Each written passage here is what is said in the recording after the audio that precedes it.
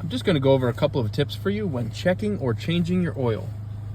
Step number 1, make sure that your vehicle is at normal operating temperature, meaning that your temperature gauge here is somewhere between the C and the H.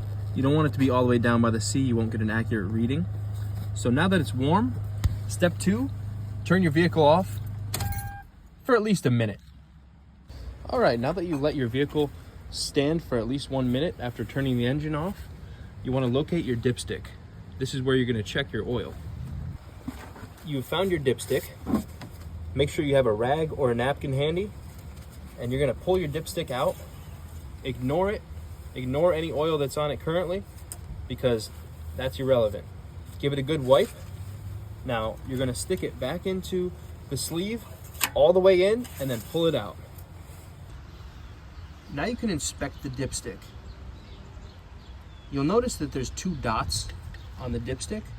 One indicates the full line, one indicates the very bottom of safe. So anywhere in between these 2 lines is safe. And as you can see, my oil is actually just directly in between those 2. So what I'm gonna do is I'm gonna continue to fill this up until I'm right at that top full line, because I do have an older car and it's gonna burn some oil as it goes. Your next step is to locate your oil cap. In most cases, it's right at the top of the motor. So you just unscrew this oil cap, and the neat thing about these is 9 times out of 10, it's gonna tell you what type of oil your vehicle requires. So in my case, it takes 0W20. So as you can see, the type of oil I bought is 0W20.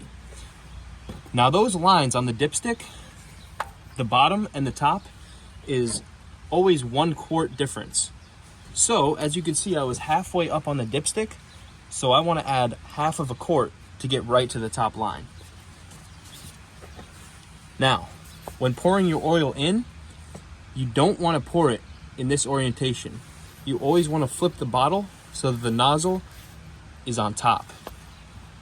As you can see, it's going to pour in nice and easy when I do that. Very smooth.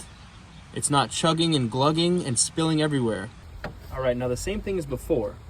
After pouring that oil, you're going to want to wait at least a minute for that oil to settle in and get an accurate read on the dipstick. So same as before, we're going to pull it out. We're going to ignore anything that it says on it because it's got oil all over the place. So you have to wipe it clean, and then you're going to stick it in all the way and pull it right back out. And now, if we take a look, you can see it's a little bit tough to see, like I said, because it's brand new oil, but it's actually right there at the full line, just below it. So this is perfect. This is ideal situation. This is right where I want my oil to be, and I'm gonna check it again in approximately 1 month. Alrighty, good luck everybody. Make sure you put your caps back on and you tighten your nuts up good everywhere if you're changing your oil. Have a good one. Hope this helped.